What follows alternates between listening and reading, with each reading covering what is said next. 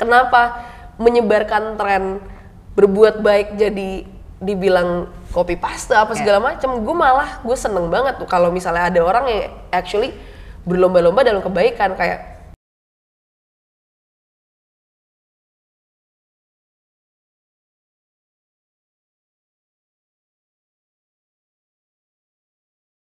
Hai teman-teman semua, selamat datang di video seri Mesin Harapan, di mana kita akan ngobrol-ngobrol bareng sama figur-figur yang kamu kenal untuk bisa meningkatkan optimisme kalian akan harapan terhadap Indonesia yang lebih baik.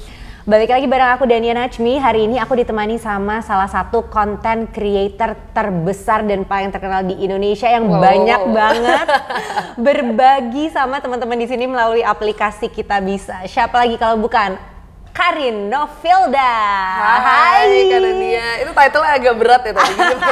Tapi bener loh, kamu kan soalnya di dunia content creation udah berapa 10 tahun ya? Yes, satu dekade apa? Udah satu dekade, abis ini bikin konser kali ya, satu dekade. Wow. Oh, Karin boleh ya? Ini berarti sama yang Lex lagi berarti.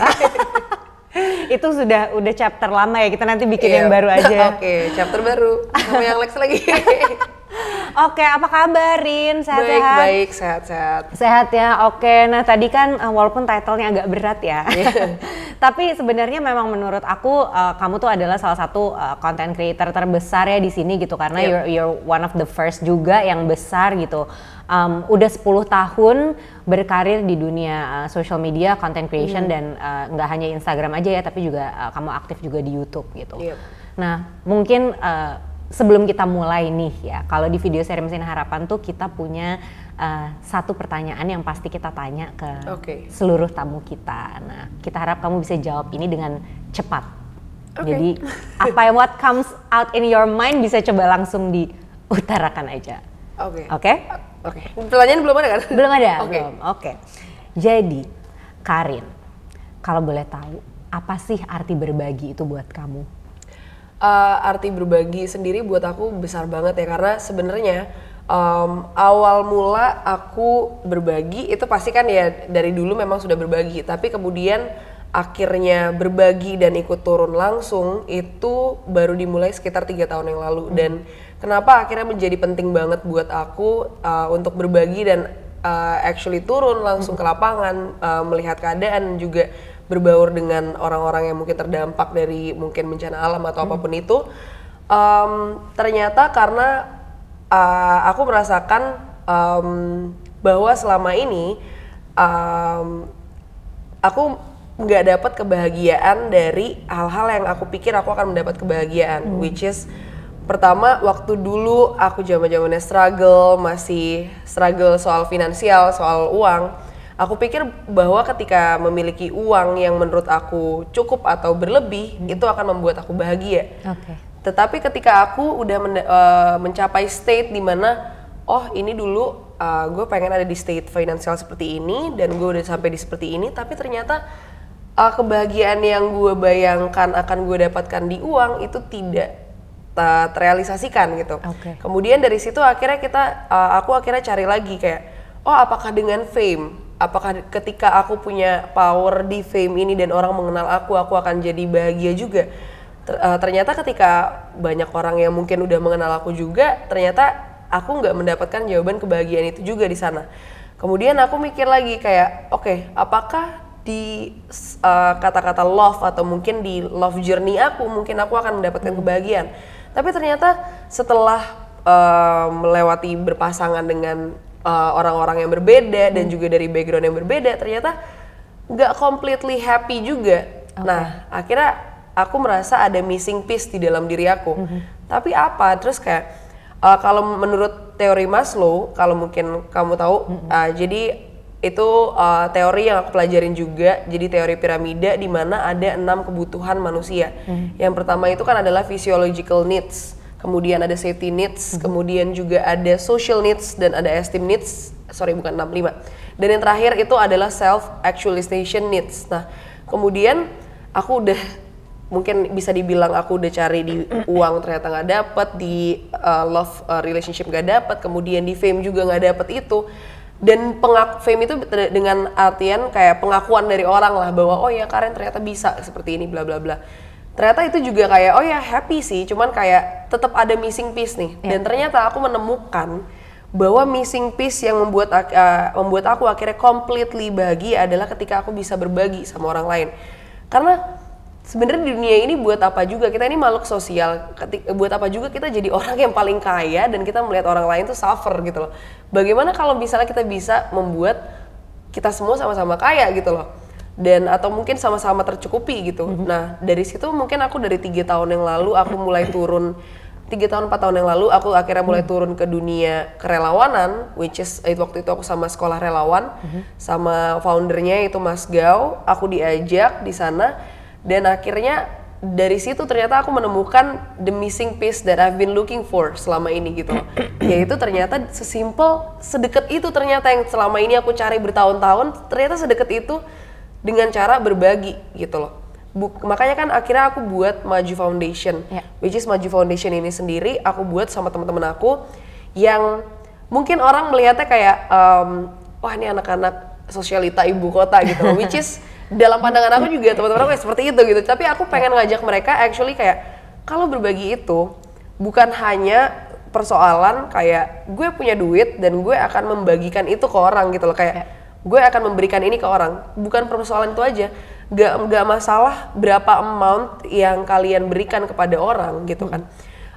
Menurut gue ketika lo beneran ada dan turun, tapi amount yang lo berikan misalnya let's say lo memang mampunya cuma berapa gitu, tapi lo beneran turun dan lo beneran actually berusaha kenal dengan orang-orang yang memang lagi terdampak bencana ini, itu jauh lebih priceless dibanding kayak lo mau bilang kayak gue mau sumbangin harta gue 10M buat ini bla bla bla, but you don't actually do anything gitu loh, kayak lo cuma duduk doang kayak gitu. Jadi kayak akhirnya gue bikin Maju Foundation with my friends dengan harapan waktu itu kayak gue pengen ngajak mereka sekalian ngerjain mereka kayak ayo lo ikut gue kayak ke mungkin ke tempat-tempat yang selama ini belum pernah lo datengin dan juga belum pernah experience yang belum pernah lo alamin juga, yang let's say kayak ya tidur seadanya, terus juga kan karena memang di sana kita nggak mungkin kayak kita membantu orang kita tinggal di hotel bintang 5 kan.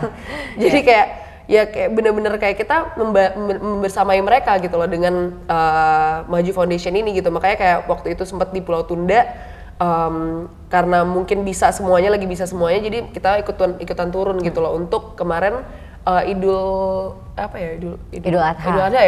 Pas Idul Adha. Iya, untuk berbagi, karena ternyata di sana mereka udah 9 apa 7 tahun gak pernah dapet daging sapi. Itu sedih banget kan, makanya kayak ya akhirnya kita beneran turun di sana, terus kayak motong daging juga dan lain-lain, ikut sholat juga bareng sama mereka gitu sih. Jadi nggak bisa singkat, kalau ditanya berbagi itu apa buat gue nggak bisa singkat. Nggak bisa singkat ya, tapi jawabannya cepet loh, dari ditanya sampai jawab tuh cepet, jadi itu lolos ya tesnya. Lolos.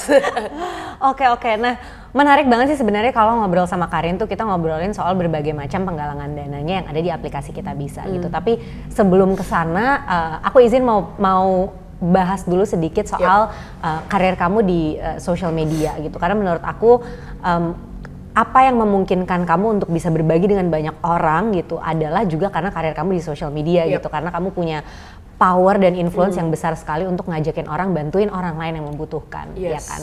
Nah, dengan kamu sudah ada di sini selama 10 tahun ya, OTW 11 sebenarnya. Iya. Lebih ke arah 9 OTW 9 ke 10 ya? Yeah. Oke. Dari 9 ke 10 tahun gitu berkarya di social media gitu.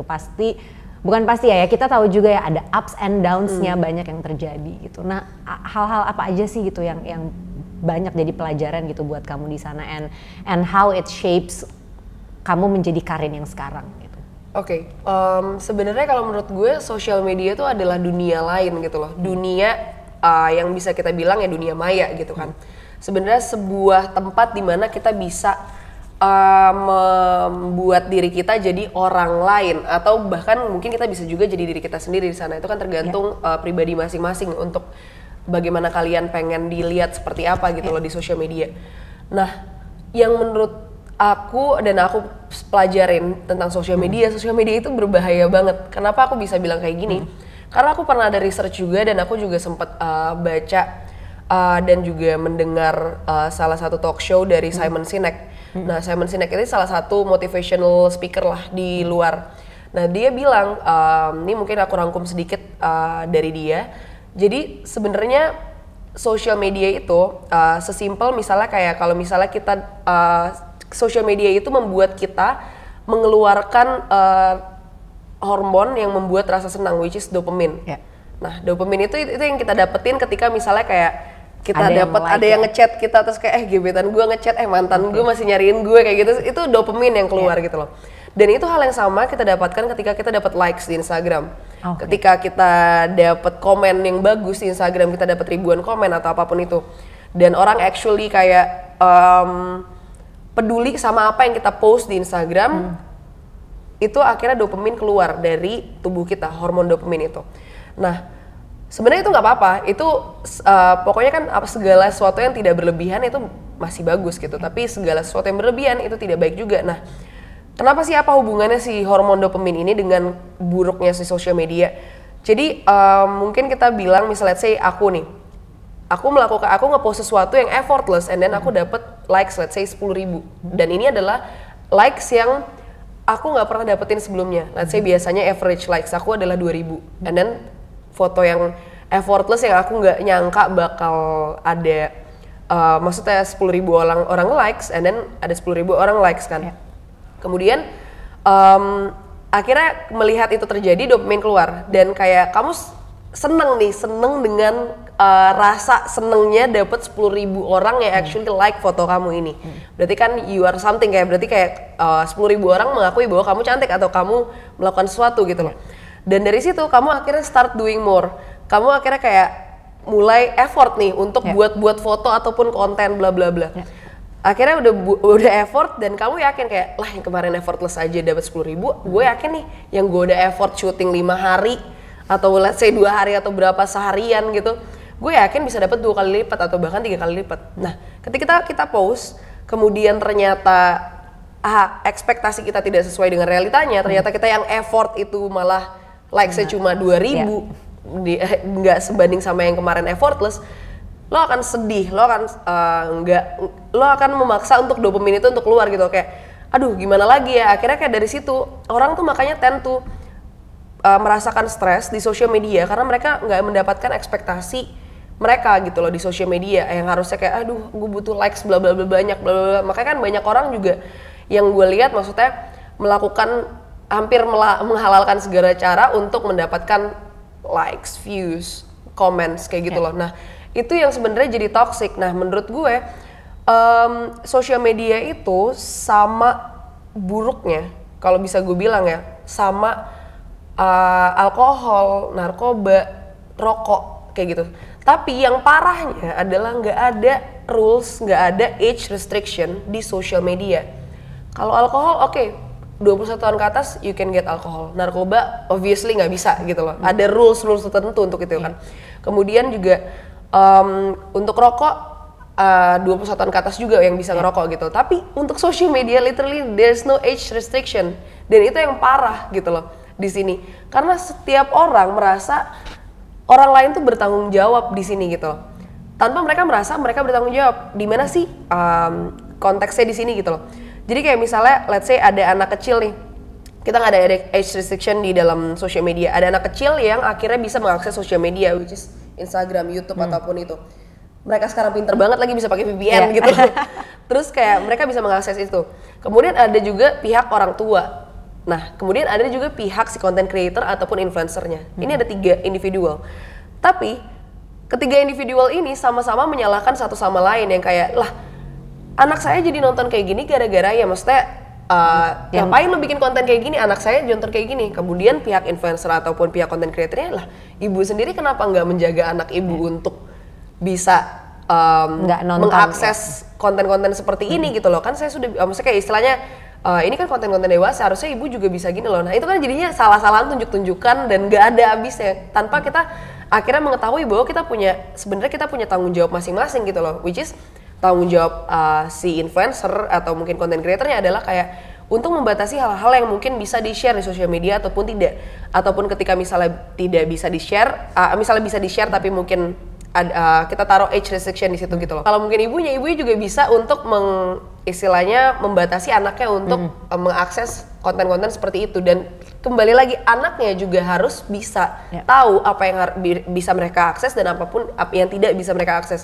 Sebenarnya kalau misalnya ketiga individual ini sama-sama bertanggung jawab di perannya masing-masing, gue yakin nggak akan ada yang kayak salah-salahan gitu loh di sini. Jadi makanya sebenarnya sosial media itu sesuatu yang kompleks banget, yang sebenarnya harus ada rules yang kompleks tentang sosial media, tapi memang belum ada gitu loh. Karena sebenarnya sosial media itu sama-sama destruktifnya sama hal-hal lain nih, let's say you say narkoba, alkohol, rokok gitu loh. Karena kalau mau lihat di research ya banyak banget orang memutuskan untuk mengakhiri hidupnya hanya karena sosial media. Hanya karena mereka nggak bisa dapat apa yang mereka ekspektasi yang mereka harapkan di sosial media, ataupun orang-orang nggak bisa istilahnya sejalan sama dia dan dia juga jadi nggak bisa menerima apa kritikan orang-orang gitu loh istilahnya. Oke. And speaking about tadi ya kita main salah-salahan terhadap konten apa yang ada dan siapa menonton apa gitu. Ya kita tahu di sini kamu juga pernah menjadi salah satu content creator yang mungkin kena sasaran netizen ya atas komentar-komentar itu gitu. Dan buat aku ngeliatnya ya cukup sering and the comments are very harsh menurut aku gitu. How do you cope with that kind of response from netizens gitu? And dan kalau aku lihat juga sekarang dengan kamu juga banyak share konten-konten kamu berbagi menolong orang gitu.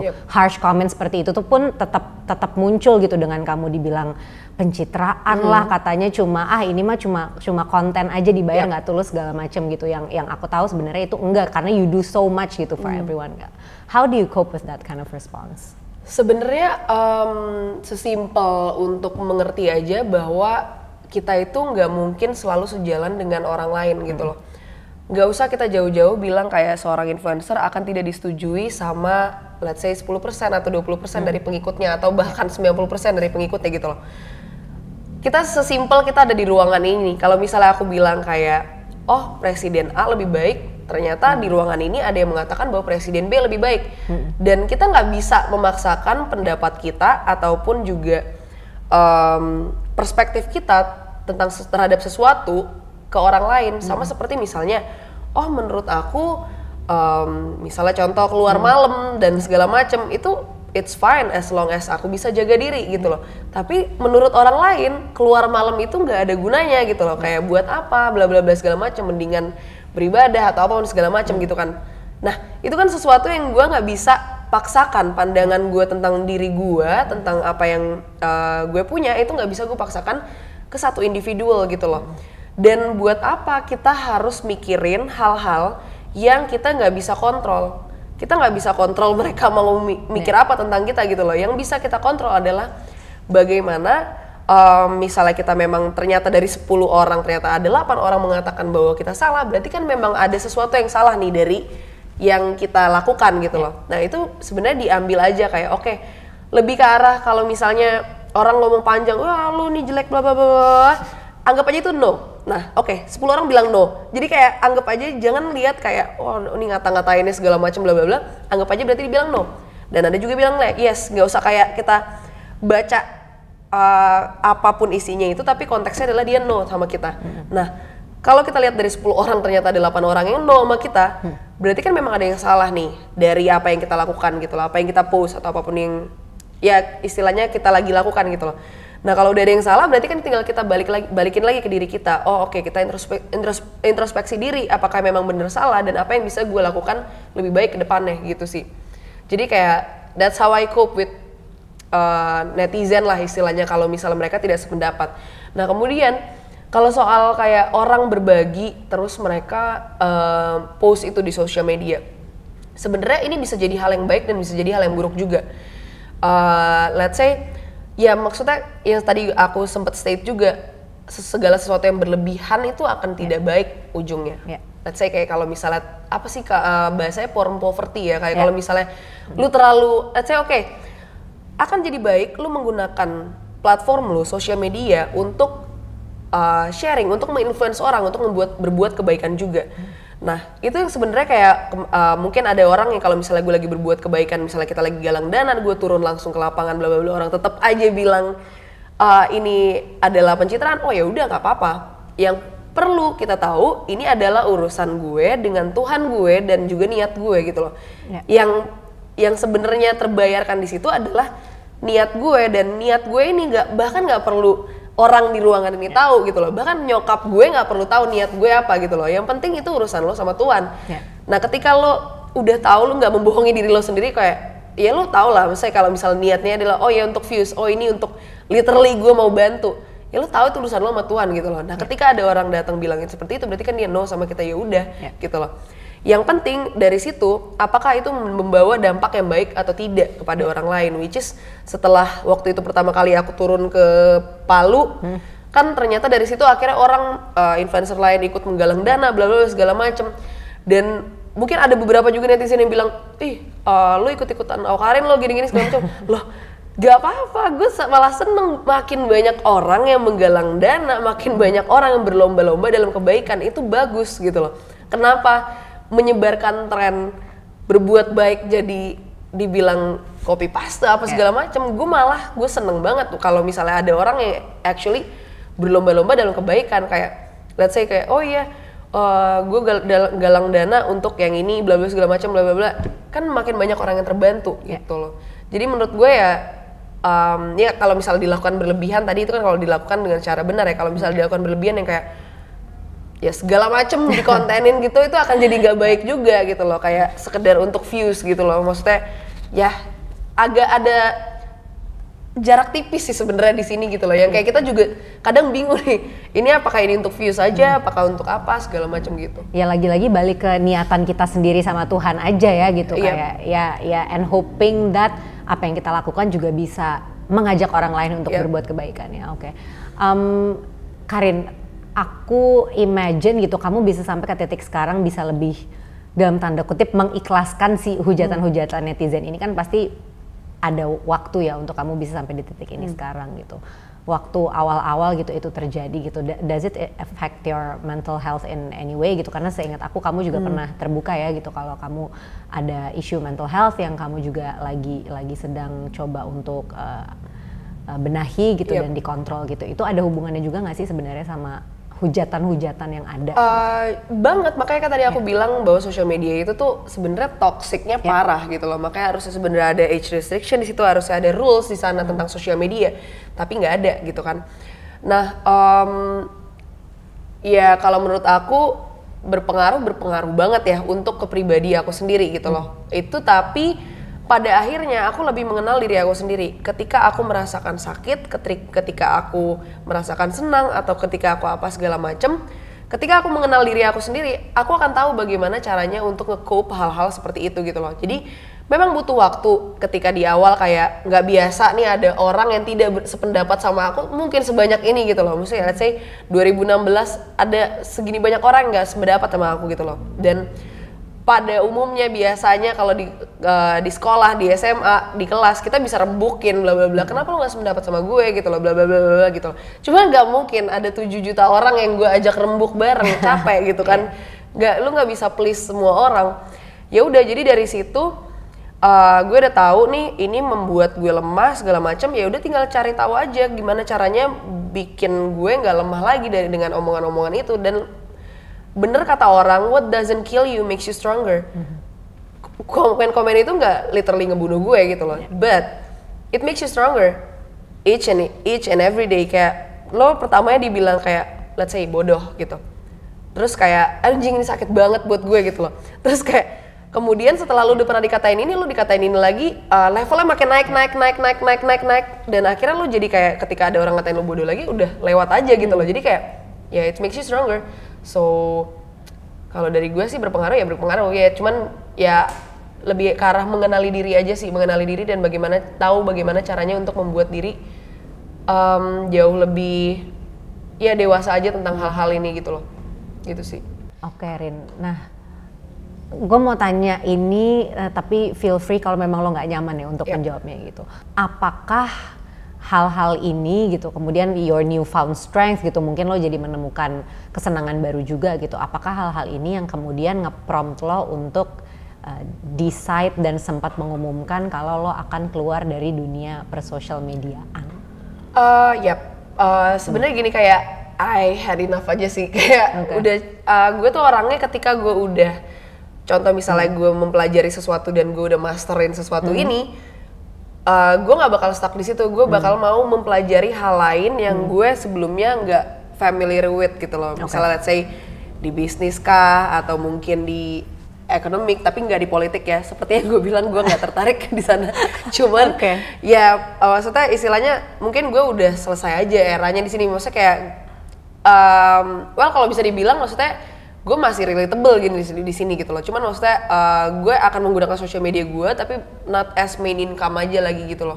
Jadi kayak it's just me sharing what I can share gitu loh with the people gitu loh, kayak ya sharing happiness aja gitu di social media, not so-called influencer anymore gitu loh. Nah, ya itu ya efek dan pengaruhnya mungkin ya dari yang tadi gue udah bilang juga tentang social media dan how it affects my years of teenage years gitu loh. Terus kayak ya itu mungkin salah satunya. Terus kayak kedua, gue bilang bahwa gue itu pengen nyoba hal baru aja sih. Gue pengen terjun ke dunia bisnis aja sekarang gitu loh. I wanna have a stable income gitu loh. I wanna have a stable financial aja gitu loh. Terus ya mungkin itu sih. Dan gue nggak ngelihat bahwa social media tuh adalah ranah yang sehat aja sih. At least not for now. Karena belum ada rules and everything yang harusnya bisa kita jadiin pacuan gitu loh atau acuan gitu di dalam social media gitu sih. If you were be given the power untuk meregulasi social media gitu, what are the first things that you're gonna do? Lebih ke arah ini sih, mungkin gue akan lebih ke arah tentang mental health and mental issue dari orang-orang dan what can affect that gitu loh dari social media. Kayak mungkin berapa jam sih sebenarnya waktu yang ideal untuk main social media kayak gitu loh. Terus kemudian juga ada hotline call-nya yang kayak misalnya orang kan kalau di let's say di kasino gitu kan kalau misalnya ada problem judi itu kan ada hotline call-nya. Kita mungkin sediain juga itu hotline call untuk orang-orang yang merasa depresi tentang social media atau kan mereka merasakan hal-hal yang tidak seharusnya mereka rasakan di social media itu seperti itu. Kemudian juga mungkin lebih ke arah laws di mana kayak orang bisa lebih beretika aja kali mungkin ya untuk mengutarakan pendapat gitu loh. Karena kan yang gue tahu yang harusnya sebenarnya kita aplikasikan dan gue yakin banget orang-orang juga tahu kok tentang ini, tahu ini benar dan mereka udah tahu ini dari dulu gitu. Cuman maksudnya mereka tidak mengaplikasikannya aja, dimana kalau sebenarnya mengkritik itu jangan sampai mencaci gitu loh, jangan sampai menyakiti hati orang lain gitu. Jadi kalau mau mengkritik, mau berbeda pendapat dengan orang lain harusnya diutarakan dengan alasan-alasan yang memang sudah istilahnya udah tahu nih konteksnya apa segala macam, dan jangan kayak langsung nggak ada konteks tapi hate aja gitu loh. Gitu sih. Kalau gue boleh bilang gitu, and correct me if I'm wrong, lo terlihat seperti nggak punya regret soal apapun yang pernah lo lakukan di masa lalu lo, be it good or bad gitu. Tapi lo terlihat tidak meregret apapun yang lo sudah lakukan gitu. Is it true gitu? Gue nggak ngerasa gue regret, lebih ke arah gini loh. Kalau gue tuh nggak regret tentang apapun yang kesalahan yang pernah gue lakukan di past. Tapi mungkin gue regret bagaimana kesalahan-kesalahan gue itu membuat istilahnya orang-orang lain itu rugi gitu loh. Itu yang lebih karena itu yang gue regret. Tapi apapun orang-orang yang pernah gue temuin, misalnya mereka tuh pernah berbuat jahat sama gue apa segala macem, yang pernah gue temuin, yang pernah gue lakukan jelek apa segala macam di masa lalu, itu gue gak regret. Kenapa? Karena kalau misalnya gak ada kesalahan-kesalahan yang gue lakukan itu, gue gak akan bisa belajar menjadi pribadi yang jauh lebih baik lagi. Karena manusia tanpa kesalahan, mereka tidak akan grow gitu loh. Karena sebenarnya manusia itu adalah tempat di mana kesalahan-kesalahan berada. Dan kesalahan-kesalahan itu adalah pilihan manusia sendiri, bagaimana kesalahan itu apakah akan menjadi sesuatu yang mereka sesali dan mereka pundungkan seumur hidupnya, atau mereka akan melihat dari masalah itu dan mereka menjadikan sesuatu yang jauh lebih baik untuk dirinya di masa ke depan gitu loh. Karena let's say kalau misalnya ada orang yang pernah jahat sama gue di masa lalu dan mungkin gue berharap kayak kalau gue gak ketemu sama dia, gue bisa lebih happy. Tapi menurut gue, dengan gue ketemu sama dia, dengan gue ketemu orang let's say pacar atau temen atau siapa yang pernah ngianatin kita, dengan gue ketemu orang ini, gue yakin gue juga memberi manfaat ke dia dan gue memberi suatu pelajaran untuk dia dan dia juga memberi pelajaran buat gue, which is nextnya kalau misalnya gue merasa disakiti sama orang karena misalnya saya perkataan A atau perlakuan A, berarti gue nggak boleh melakukan perlakuan A dan perkataan A kepada orang lain karena gue tahu rasa itu sakit gitu loh. Let's say sesimpel di hubungan kayak karena gue pernah mungkin diselingkuhin, kayak masa gue harus selingkuhin orang karena gue tahu rasanya sakitnya diselingkuhin gitu loh. Jadi kayak dari situ mungkin kita lebih ambil ke pelajaran-pelajarannya. Jadi kayak kalau ditanya kayak gue dikasih kehidupan kedua dan gue dikasih untuk kayak Rin, apakah lu mau mengulang lagi hidup lu dari awal dan ketemu orang-orang yang sama lagi dari awal, atau lu mau completely beda dari awal? I would say gue bakal pilih yang pertama. Gue akan ulang lagi, nggak apa-apa, tapi kayak mungkin make it a little bit different gitu loh. Kayak ya gue akan tetap bertemu dengan orang-orang ini, gue akan tahu kesalahan-kesalahan ini, dan gue mungkin akan lebih kayak how to deal with my mistakes better gitu loh. Mungkin kalau sebelumnya gue nggak tahu gimana cara ngedeal mistakes gue, mungkin gue dengan kayak gue tetap ngelakuin kesalahan yang sama, tapi gue tahu cara ngedeal mistakes gue gitu loh. Bagaimana cara meminta maaf yang lebih benar, bagaimana cara gue untuk memperbaiki mistakes ini lebih benar gitu loh. Gitu sih. Mungkin yang bakal gue rubah juga cuma itu gitu. Oke. Keren banget sih menurut gue, karena bagi gue nggak banyak orang yang mau own up and relive their mistakes gitu. Tapi beda banget sama lo, karena menurut lo, oh ya udah gitu, let just be the mistakes itu yang membentuk kita sekarang gitu. Jadi menurut gue itu keren banget sih. Iya. Seperti sebenarnya gini sih, manusia itu seperti buku. Kayak nggak akan ada ending kalau misalnya nggak ada awalan dari buku gitu loh. Dan cerita-cerita dari kayak chapter 1, 2, 3, misalnya saya dalam satu buku ada 30 chapter dan 15 chapter itu adalah permulaan. Apakah kita akan ingin bahwa 15 chapter ini kita hilangkan dan kita cuma mendapatkan chapter yang bagus-bagusnya aja? Justru dengan adanya klimaks, anti klimaks di dalam suatu chapter, itu yang sebenarnya menjadikan buku itu bagus gitu loh. Kita membaca buku gitu loh, kita membaca buku yang bagus ketika kita tahu ada gelombang di dalam buku itu gitu loh. Dan itu sama seperti manusia, ketika kita melihat kayak orang hidupnya lurus banget ya bagus, oke. Tapi kalau misalnya kita melihat dari kayak orang yang awalnya mungkin dia pernah seperti apa di masa lalu, tapi dia sekarang bisa jadi seseorang yang bermanfaat buat orang banyak, menurut gue itu jauh lebih bagus gitu loh. Kayak berarti dia udah pernah merasakan kesalahan-kesalahan ini dan dia menjadikan kesalahan dia untuk diri dia yang lebih baik di kedepannya gitu loh. Dan manusia itu seperti buku, masa kita mau ilangin past kita? Gue own your past menurut gue gitu loh, own your own mistake gitu. Jadi kayak ya mistakes lo ya udah mistakes lo, dan past lo ya udah past lo. Dan yang sebenarnya harusnya dikorek adalah bukan kayak kitanya gitu, kitanya yang kayak oh mistakes gue di masa lalu gak usah diinget lagi, atau past gue gak usah diinget lagi. Yang harus dikorek adalah society-nya, dimana society melihat bahwa past itu ya udah past, itu udah lewat gitu loh.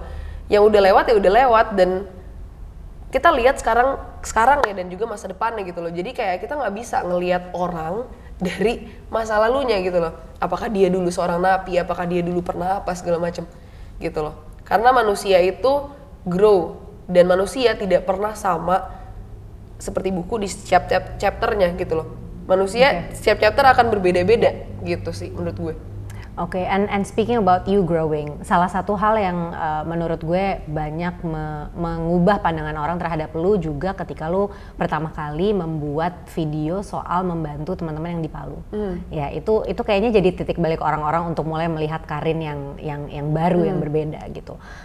Gue tertarik banget untuk tahu di balik layarnya sebenarnya, karena penggalangan dana yang lo bikin di aplikasi Kita Bisa itu semuanya nggak ada yang pernah atas nama lo. Ya kan, semuanya tuh it's either bareng sama AT Management atau sama foundation yang tadi lo udah sempat mention. Lo bikin di tahun 2020, namanya adalah Maju Foundation.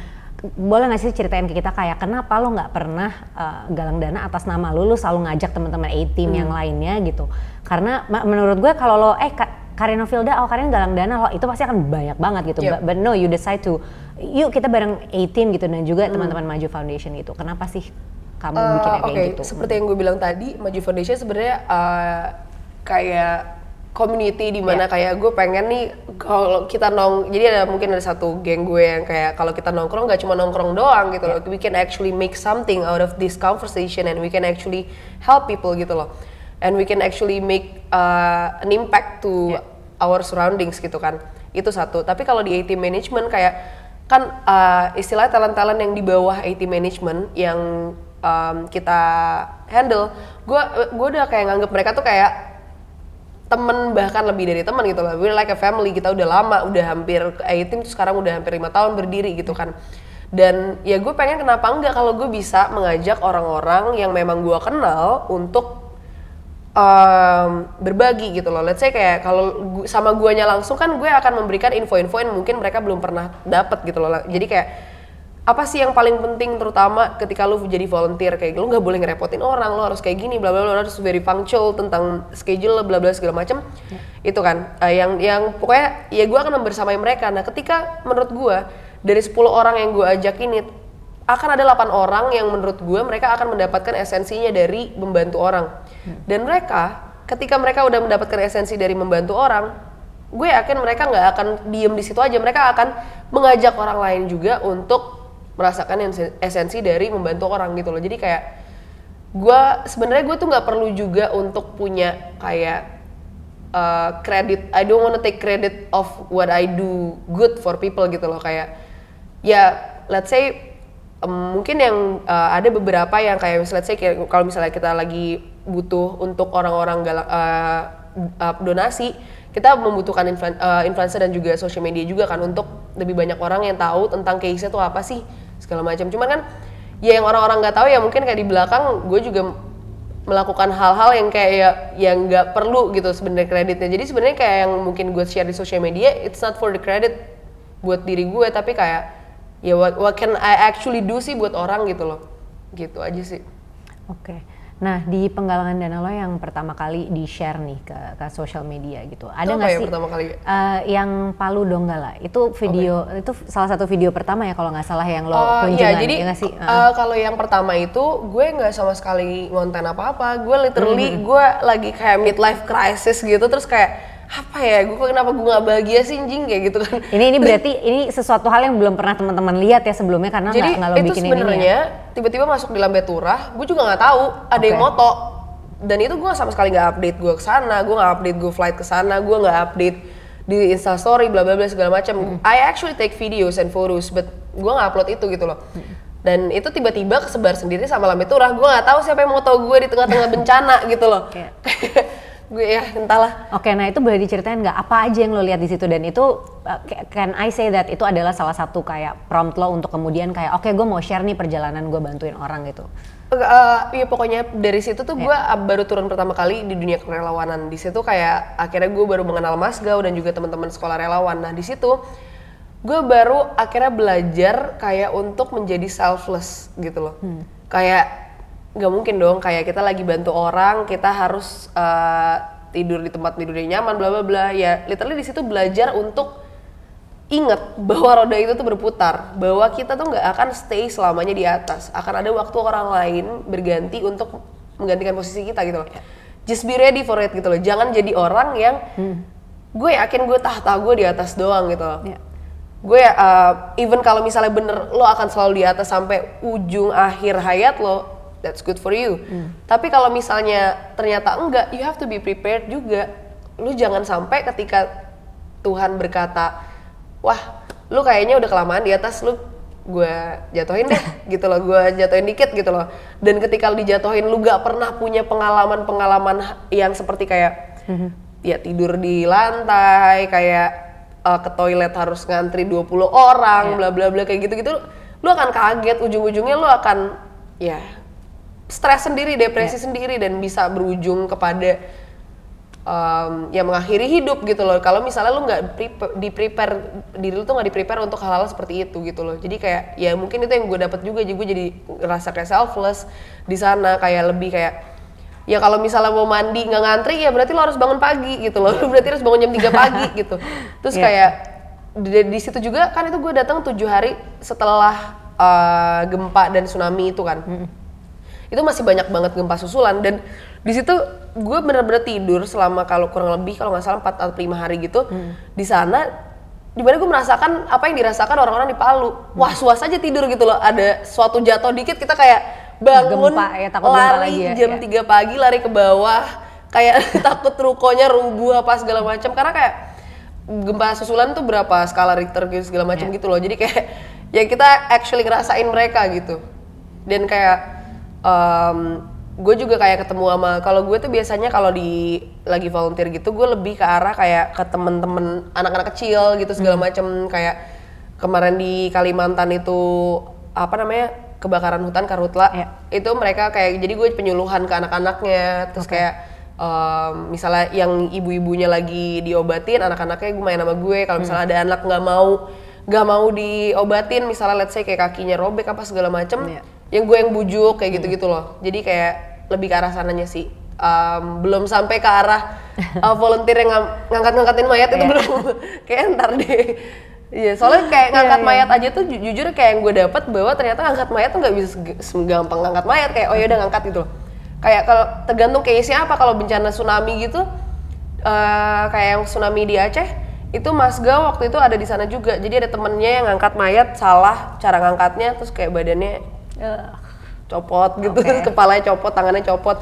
Ada juga yang kayak ngangkat mayat nggak pakai proteksi, sebulan kemudian dia harus amputasi tangan. Kayak gitu, jadi kayak sebenarnya jadi volunteer itu sesuatu yang kayak nggak semudah itu gitu loh. Nggak cuma lu butuh punya duit, lu punya helikopter, lu punya Hercules bisa datang ke tempatnya, nggak segampang itu ternyata gitu. Lo butuh waktu dan training juga ya untuk bisa actually handle dan jadi nggak ngerepotin orang gitu ya nggak sih?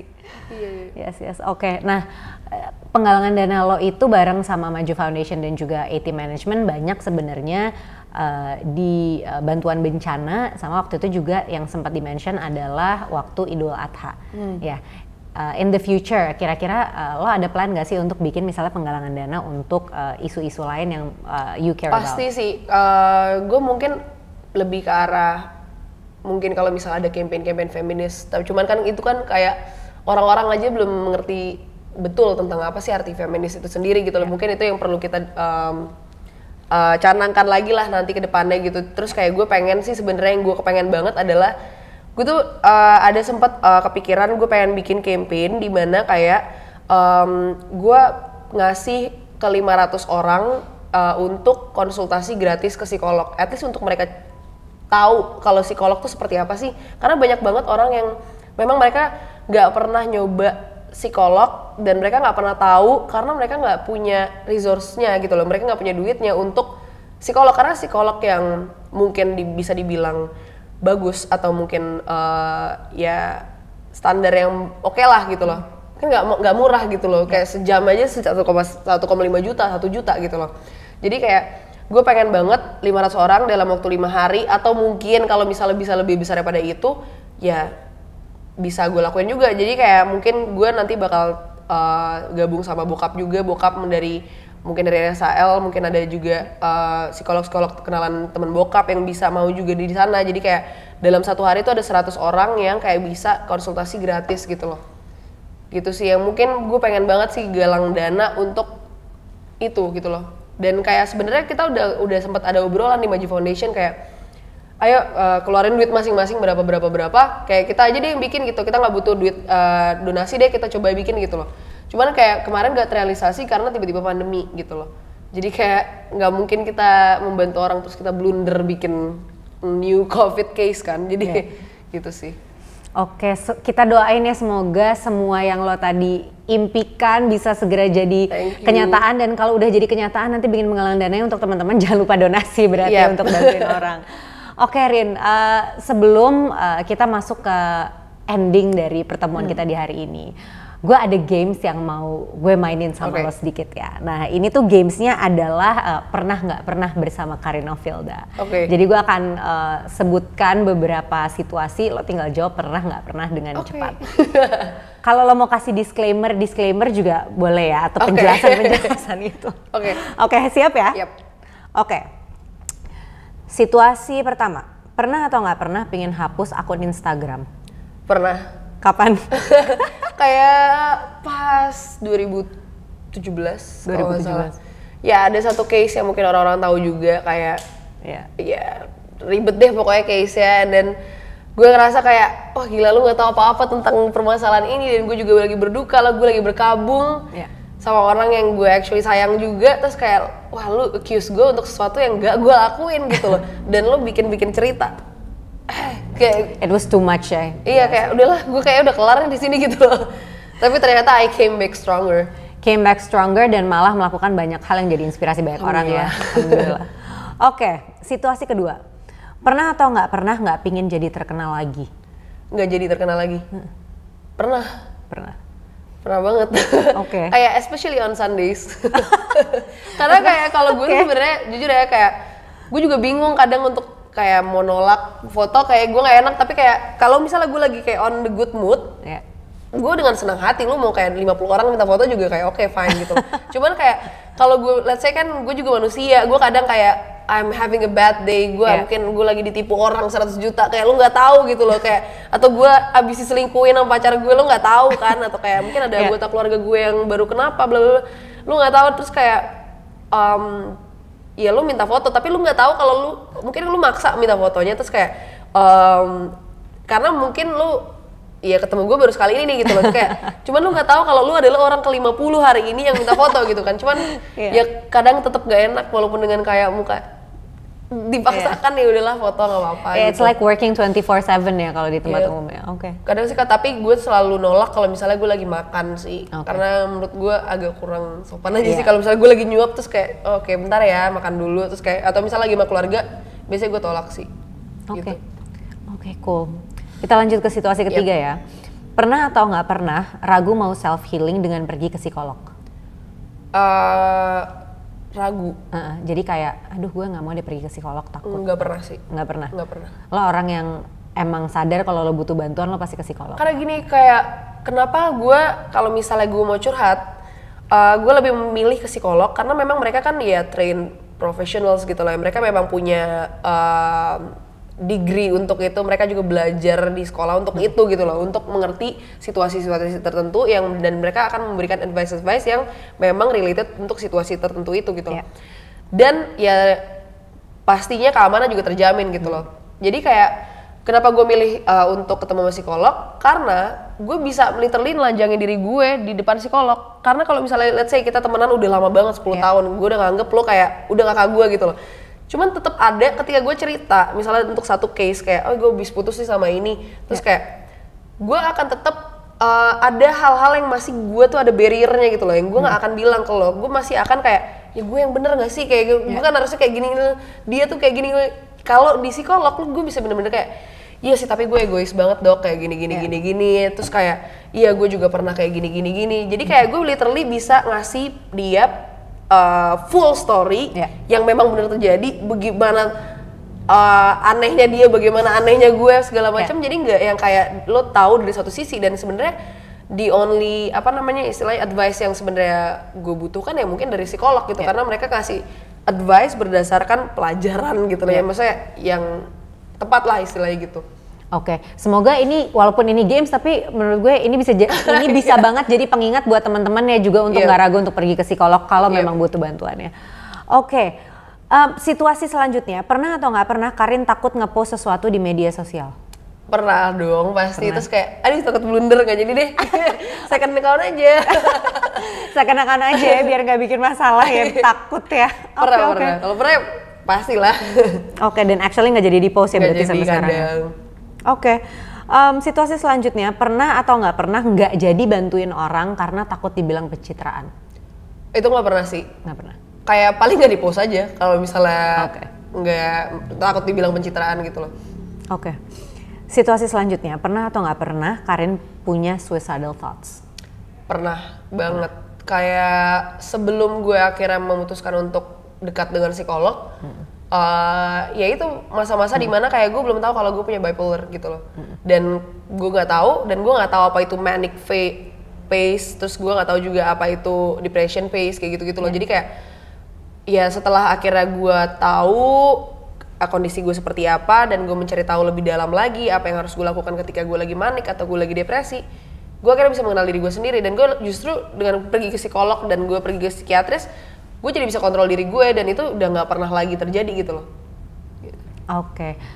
Gue doain banget sih semoga lo bisa terus stabil keadaannya kalaupun lagi ada apa-apa gitu, lo bisa dapetin the help that you need ya. Dan buat teman-teman di sini menurut gue ini juga walaupun ini games ya, tapi ini gue jadi ngerasa kayak boleh ngasih video ini isinya jawaban games ini karena menurut gue kayak jawaban lo benar banget sih gitu. Kalau lo punya pikiran-pikiran yang menurut lo mungkin perlu dibantu orang gitu, jangan ragu banget ya untuk langsung pergi ke psikolog and seek help, karena itu pergi ke psikolog tuh bukan aib ya nggak sih, itu bukan aib, itu bukan berarti di Indonesia doang deh itu aib. Iya gitu, itu bukan berarti lo orang yang lemah, tapi ya lo memang lagi butuh bantuan ya. Gue punya satu sih mungkin untuk gue state di sini bahwa sebenarnya untuk menjadi individual atau kayak manusia yang bahagia, lo itu butuh 2 state dalam diri yang harus lo jaga, which is fisik lo dan juga mental lo.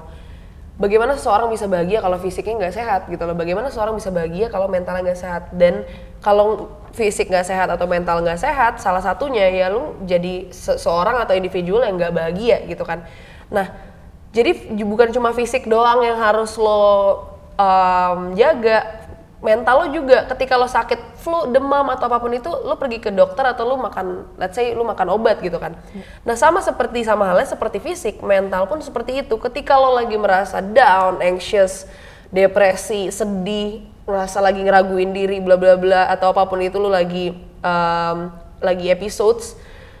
Kalau ketika lo butuh bantuan, lo butuh obat dan memang ada orang, maksudnya ada psikiatris yang memang meresepkan obat, lo butuh itu ya, lo obatin gitu loh. Dan pergi ke psikolog itu adalah lo mengobati diri lo mengobati sisi mental lo, dan itu nggak apa-apa. Bukan sebenarnya kan kita nggak lagi menyebut orang gila gitu loh, kita menyebutnya adalah orang dengan gangguan jiwa. Nah, setiap orang tuh punya gangguan jiwa masing-masing dan mungkin ada yang mereka tuh permanen, let's say schizophrenia atau mungkin bipolar yang sesuatu yang kita nggak bisa cure gitu loh. Tapi untuk anxious gitu-gitu segala macam kan sebenarnya ada orang yang anxiety-nya kayak mungkin kambuhnya berapa bulan sekali, bla bla segala macam gitu loh. Jadi kayak ya sebenarnya untuk menjadi individual yang bahagia, lo harus menjaga keduanya itu, fisik dan mental lo, dan nggak ada yang salah dengan lo pergi ke psikolog dan lo minum obat gitu loh. Makanya kan kayak sebenarnya yang kayak kita kemarin bahas juga sama menjadi manusia tuh kayak orang masih dipasung karena dia gangguan jiwa gitu loh, dibilangnya gila nih, dia akan membahayakan orang. Lo justru kan antar dia dong ke tempat yang memang seharusnya bisa menghandle dia gitu loh, bukan dengan masung.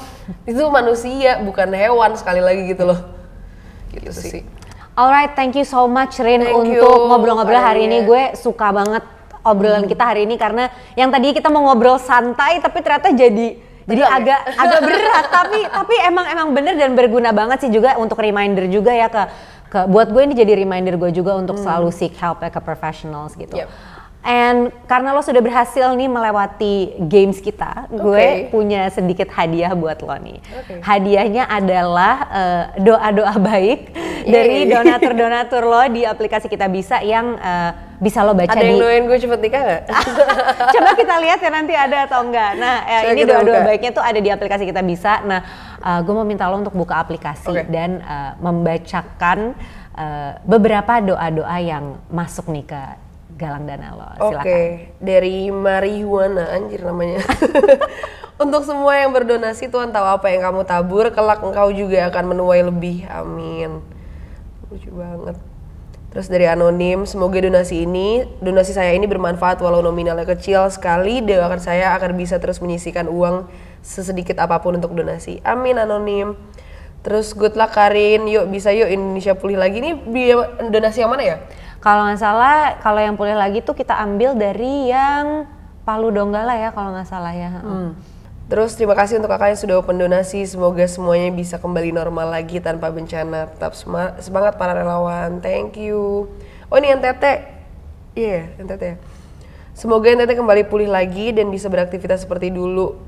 Tuhan lindungi dan berkati mereka. Tuhan berkati juga tangan-tangan terjun untuk menolong. Thank you. Semoga bermanfaat walaupun sedikit karena saya masih pelajar. Doakan saya lulus dengan nilai terbaik sehingga dapat kerja biar bisa bantu lebih banyak. Thank you juga. Nah, mungkin gue mau kayak state sedikit ya, kayak bahwa ketika kita itu mau membantu, berapapun itu nominalnya, mungkin kita menganggap itu kecil, tapi ada di sisi lain orang bisa menganggap itu tuh udah cukup dan besar banget buat mereka gitu loh. Jadi jangan pernah kayak, yang penting tuh ikhlas aja gitu. Jangan pernah kayak kalian ngerasa kayak, aduh gue cuma donasi 10.000, nggak pantas nih gue donasi di Kitabisa. Sebenarnya kayak justru di Kitabisa aja bisa donasi 1.000 rupiah, dan itu sebenarnya memudahkan kita gitu loh. Jadi kayak nggak ada istilahnya, maksudnya ada nominal yang maksudnya lu sebagai pelajar aja yang lu punya duit harian mungkin 5.000, let's say duit jajan 5.000, lu masih bisa sisain 1.000 untuk donasi, dan 1.000 itu jangan lo anggap kecil.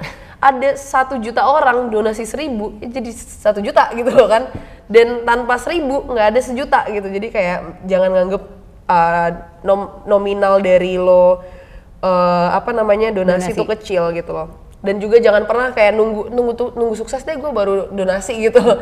Nah, pada level apa lo menganggap lo sukses? Ketika lo udah di level lo anggap sukses, ntar lo nganggap lagi kayak aduh gue belum sukses, kayak sampai kapan gitu mau bantu orang. Oke. Saya pekerja dengan gaji di bawah UMR, semoga bermanfaat walaupun tidak banyak. Oke, thank you semuanya. Yeay.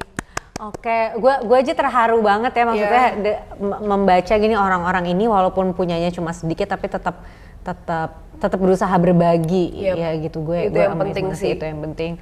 Oke, Rin, ada nggak dari lo nih kira-kira closing statement atau pesan buat teman-teman di rumah yang menonton kita hari ini? Mungkin sedikit closing statementnya adalah bahwa kita sebagai manusia kita jangan takut sama perubahan-perubahan gitu yang akan terjadi ke depannya di diri kita gitu loh. Karena manusia itu, sekali lagi yang tadi udah gue state juga, manusia itu adalah tempat di mana kesalahan-kesalahan berada, dan jangan takut untuk membuat kesalahan, karena sebenarnya dari kesalahan itu kalian bisa belajar untuk menjadi pribadi yang jauh lebih baik lagi dan juga bisa bermanfaat untuk orang banyak. Dan jangan pernah lelah untuk berbagi, karena sebenarnya dengan berbagi akan ketemu satu missing piece dalam hidup kalian yang selama ini kalian pikir bahwa kalian akan mendapatkan kebahagiaan di uang, di tahta, atau di power, atau mungkin di percintaan, atau mungkin di keluarga. Ternyata tetap masih ada missing piece, dan mungkin missing piece yang kalian lagi cari itu adalah dengan berbagi gitu loh. Karena mungkin yang tadi udah gue bilang juga bahwa manusia itu menurut teori Maslow itu perlu melewati 5 tahap, yaitu yang pertama adalah physiological needs, kemudian juga ada security needs, dan juga ada social needs, dan kemudian esteem needs atau yang disebut dengan kayak pengakuan atau penghargaan dari orang lain, dan yang terakhir adalah self actualization needs, which is bisa kita refer to berbagi dan actually turun dan mau untuk berbagi langsung gitu di lapangan gitu. Jadi aktualisasi diri, dan berbagi itu adalah bentuk dari aktualisasi diri gitu sih. Mungkin itu aja kali ya. Jadi jangan lupa terus untuk jadi orang baik, walaupun mungkin seisi dunia nggak semuanya baik dan nggak semuanya baik sama kamu, dan mungkin ada yang jahat sama kamu, tapi jangan pernah berhenti untuk jadi orang baik gitu. Karena kalau semua orang mikir kayak dia udah jahat sama gue, terus kayak gue akan jahat juga, kayak semua isi dunia akan jahat gitu. Jadi kayak dengan satu orang, mulai dari kamu berpikir bahwa kalau gue berbagi dan gue jadi orang baik, dengan satu orang aja dunia tuh bisa berubah gitu loh. Oke, jadi untuk teman-teman semuanya yang mungkin kalian mau berdonasi juga nanti mungkin kedepannya dari influencer, teman-teman influencer, atau mungkin dari aku, atau mungkin dari pihak Kitabisa sendiri akan menggalang dana kedepannya untuk yang membutuhkan, kalian bisa langsung aja ke kitabisa.com, atau mereka juga ada aplikasinya, lebih mudah lagi untuk kalian berdonasi. Sekarang tuh istilahnya mau berbagi atau berbuat baik itu udah lebih dimudahkan lagi sama Kitabisa, dan kalian bisa sekarang untuk berdonasi 1.000 rupiah di kitabisa.com dan juga di aplikasi Kitabisa.